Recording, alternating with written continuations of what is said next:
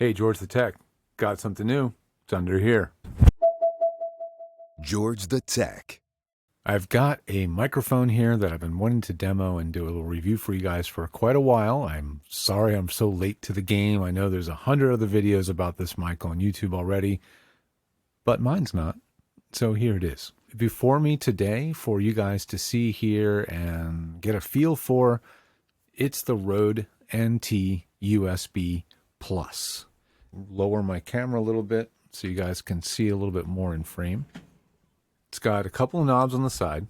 It's got a headphone jack right here on the side for monitoring with zero latency. I'm listening to myself right now with absolutely no delay whatsoever. And then it has a simple USB-C port on the bottom. The side that matters is actually not the side with all of this on the back. It's the side with the gold dot. Remember that with Rode mics, it's always about the gold dot. Make sure the gold dot is always facing you. Here's that gold dot. You hear how much worse it sounds when you're on the wrong side of the mic? Dramatically worse, right? So make sure you're always speaking into the gold dot on every single Rode microphone product. Okay, so what is going on here with the Rode NT USB Plus that makes it unique and special and probably more interesting to you that are doing podcasting, live streaming, or just creators that want an easy to use, good looking, and good sounding microphone with a few extra tricks up its sleeve. So those tricks are all happening inside the software. And that software I have on the screen right now, and it's called Rode Central. Rode Central is their single app to allow you to control any and all of their products. You'll see I also have a Rodecaster Pro 2 plugged in so I can control and control many aspects of my Rodecaster Pro 2 from the same software. But now we're going to focus on the NT USB Plus and take a look at the different features that are available that can only be controlled from Rode Central. So we'll start with the most important thing of all, which is your input level. One thing that I'm kind of not so keen about is I wish that input level was a knob on the microphone itself.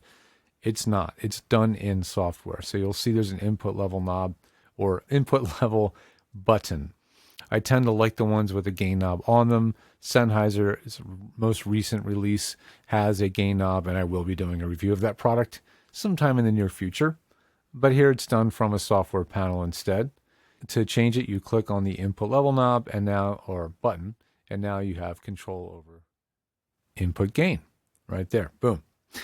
Now you'll notice there's no VU meter. There is no light on the microphone glowing, flashing, giving you any indication whatsoever as to what your levels actually are. So for that, you're going to have to rely on whatever application you're using to capture, right? So at the moment, I'm actually using Descript to produce this. Descript also doesn't have a VU meter to preview and check. So you may have to open another application just to check and verify levels. And for that purpose, I'm going to use my trusty Twisted Wave software that I've been using for years and years, and it's so darn simple.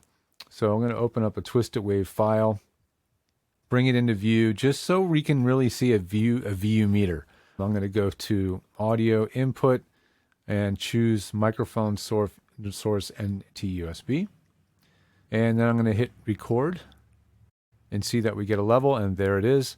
To double check to be sure it's the Rode and not something else, I can scratch the grill of the mic.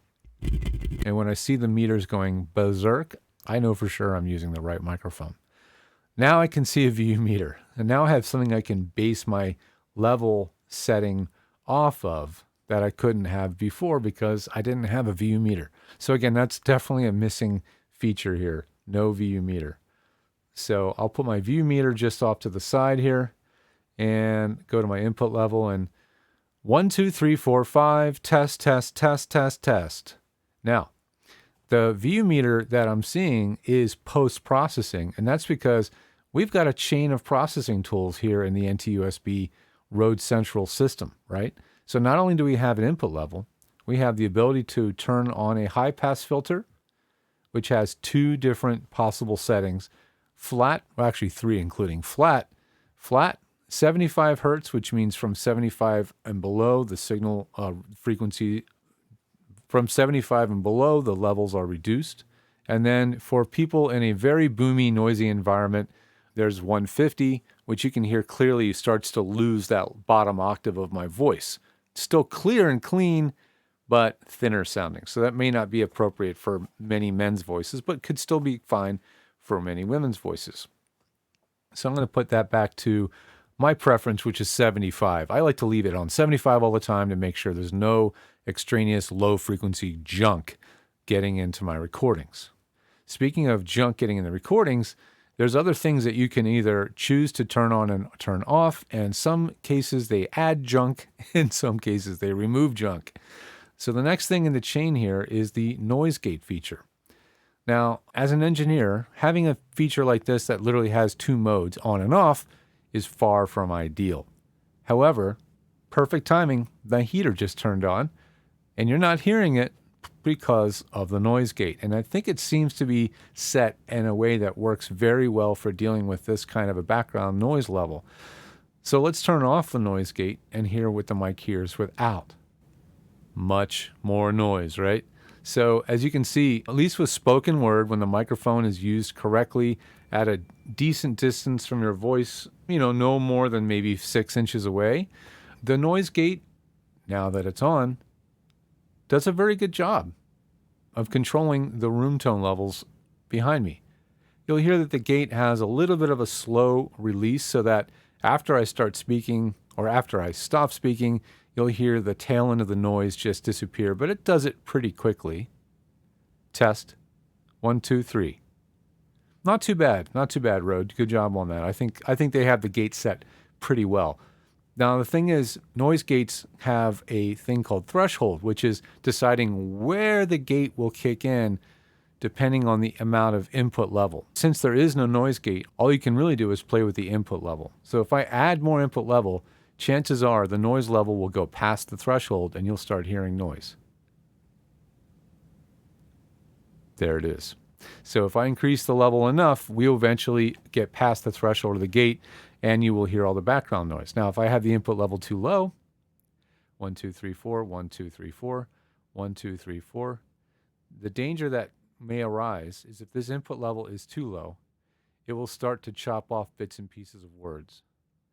So you do have to make sure you have a healthy input level already when using a noise gate. So if you're not sure, is the gate causing damage to my recording quality? If you're not sure what it's going to do, and you don't want to ruin a good take of a game performance or something, then make sure you don't use the gate and turn the gain down much lower so that you don't have to worry about clipping or gating when it shouldn't be gating. Okay, next thing in the list of tools here is another on-off feature, and that is the compressor. The compressor's been on the entire time, so you've been hearing me through a compressed signal, meaning that the loud and soft points in the audio are constrained a bit through compression. So if you take a look, you'll see that a lot of the peaks in my file right now, they're landing in the top part of the VU meter up into the red, and they're all hitting very similar, about -3, -3.5, and it seems that there might be a hard limit. Yeah, I can actually hear it overdriving the preamp when I get too loud. A hard limit of around -3.6 where the signal will no longer get any louder. So that's with the compressor on. Let's turn off the compressor. Okay, now the levels coming in are as I'm producing them with natural dynamics and no control whatsoever over dynamics and ups and downs in my voice. So now you'll hear my voice in a more natural delivery. This is exactly the way the dynamics of my voice actually sounds. And if I do push too hard, boom, we can go almost all the way to clipping, but not all the way. You'll notice that it has some kind of a digital limiter that hits around -0.75 dB. So yes, it will distort the preamp, and yes, you will hear distortion as you just did, but the waveform will never actually hit 0 dB based on the design of the preamp and the AD converter. So that's what a compressor does, and you'll notice the differences between when the compressor was on and the compressor was off based on the amount of variations in the dynamics. When would you not want to use the compressor? You'd want to not use the compressor when you're doing audio recordings that require post-production by another engineer.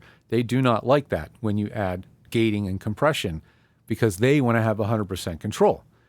But if you're doing creator work and you just want to turn around a video quickly like I am today, or you're doing stuff for a podcast or a live stream where it's live and you have to get as good a sounding audio recording feed into your system as possible with no opportunity to fix it in post, this is super, super helpful. Now there's two more to play with. These are also just on-off switches. One is going to add treble and high frequency, and one's going to add low end. So first we'll turn on aural exciter, and this will add some sparkle to the audio, some brightness, some sibilance. If you have sibilance, you don't want to turn this on because it will make you sound even more sibilant. Okay, but this adds that extra, whatever you want to call it, shine, sizzle to the voice. I wouldn't want this on all the time, but if I was trying to do something with a lot of music and background noise and I want my voice to stick out, this could help. Lastly, and I would not use this for many people's voices, however, but again, it's called big bottom because it gives you more bottom. It adds an extension of lower frequencies to the recorded sound of your voice, making it sound more and more rich and deep. To me, it sounds not that different from getting closer to the microphone. So if I was to get up into the proximity effect, 1, 2, 3, 4, 5, and then back away and turn on big bottom, 1, 2, 3, 4, 5, I find it has a very similar result. So if you want that warm, rich sound of being right up on the mic with some space between you and the mic because you don't want the mic crowding you, maybe you don't want it so much in the frame of your camera, big bottom could be useful. Just use it sparingly. Sometimes it's just a little bit too much. So now with all the processing on, you're hearing what the microphone can do in a worst case scenario, which I would say with the heater on, it's pretty darn noisy in here. And you guys tell me what you think of the sound. It's not too bad. The headphone amplifier is okay. I'm hearing a little bit of a hiss in the audio all the time. I'm not totally sure whether that hiss is mostly from the preamp and the mic or from the headphone amp. If my heater was off and I turned off the gate, probably would get a better impression of where that noise is coming from. But I do definitely detect a degree of white noise or hiss in the audio. And frankly, that's a pretty common issue for most affordable entry-level USB microphones. Something has to give when they're making a mic at these price points, well under $200, and they want you to still have all these features. And oftentimes it's the preamp AD converter that suffers and allowing a higher level of self-noise to get into the recording. Also, the capsule used in a microphone like this is going to be a smaller diaphragm than the microphone capsule they put in, say, for example, the NT1. This is going to be their sort of flagship large capsule. The capsule in here is going to be not so large and therefore have a little bit higher self-noise. That's just a weird thing about mics. The larger the capsule, in general, the lower the self-noise of the microphone is able to achieve, the lower hiss, essentially.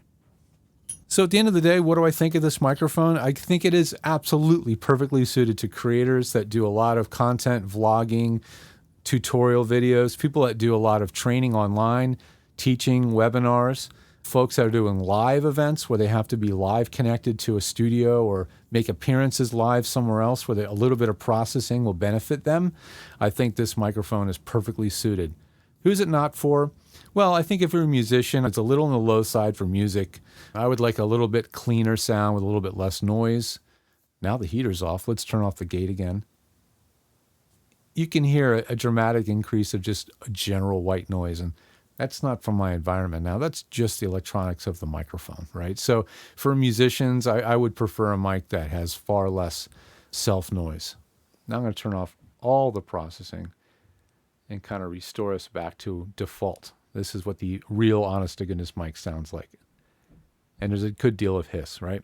So that's who I think it may not be the greatest for is musicians and probably voice actors. If you're a beginner voice actor and you're very new to the business and you just want to learn, I think it's fine. If you're a pro voice actor and you need something that's very clean, extremely low self-noise, this is probably not the mic for you guys. You want to go to a next step up. Again, the Rode NT1 I just showed you is definitely a step up in noise and performance. I will be doing content on that microphone soon. it's definitely in another class. However, the trade-off is no headphone jack. There is no headphone jack on the NT 5th generation. Yes, it does have a USB port inside there, but no, it doesn't have a headphone jack, so you can't monitor live, and it has no control, so you can't quickly turn down your headphone level or control the blend between the studio you're connecting to or the gamers or whatever. Here you can turn down the level from the noise from the game or whoever you're speaking with. This mic, you can't do that. So this is much more suitable for musicians and voice actors. This is much more suitable for live streamers, podcasters, and creators and trainers. So I hope you found that helpful. Thanks for listening. This is George the Tech. If you like my content, would you please subscribe? It really does help. And like this video if you found it useful. And if you want to know any more, we've got a lot of really great training content over on our website at georgethe.tech. Thanks for listening. See you guys around.